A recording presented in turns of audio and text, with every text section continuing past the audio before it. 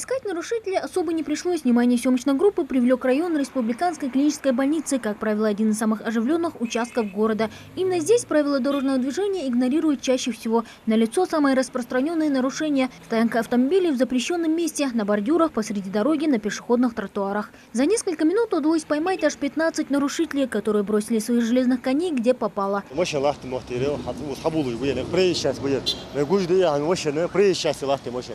حطبوي بتي حطبوي وديت رشلو نقري لاستر وعندنا قناه دوسو دايو لوري ايالر واش دادو تشي مش خاصه لا تايسين خالد يخرد وديت ويا وسك ديش برواجو ذاك حنوز وسك نهم بير نيا بيورش ذاك قالك شيء خالد يخرد بنا اوتي именно توارد يعني ثاني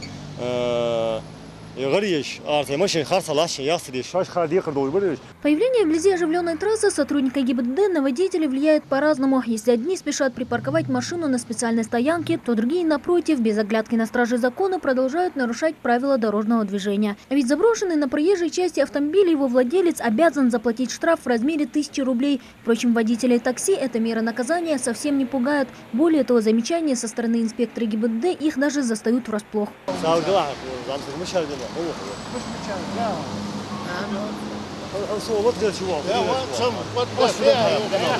Легковой автомобиль припаркован прямо под дорожным знаком, запрещающим стоянку на автобусной остановке. Это, в свою очередь, создает помехи для водителей автобусов и маршрутного такси, которые вынуждены останавливаться практически на проезжей части.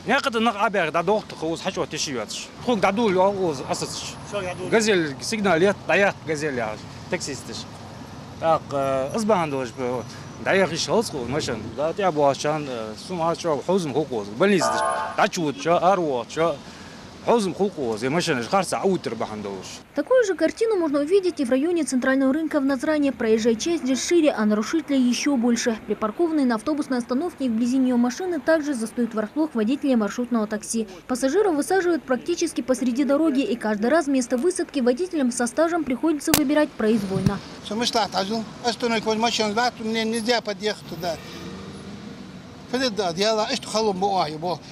يبلان إجازات الحمد لله دي زوم دعوة الحمد لله والقاس الكيت بيها ويبرج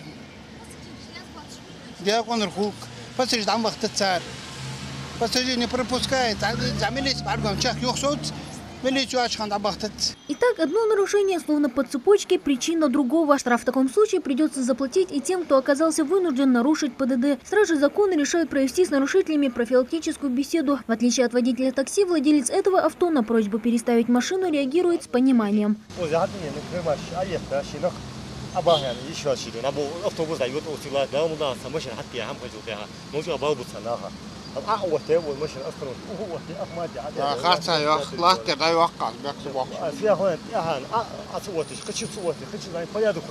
Поскольку припаркованные здесь машины загораживают зебру, негодуют и пешеходы. Переходить дорогу в неположенном месте на этом участке совсем небезопасно.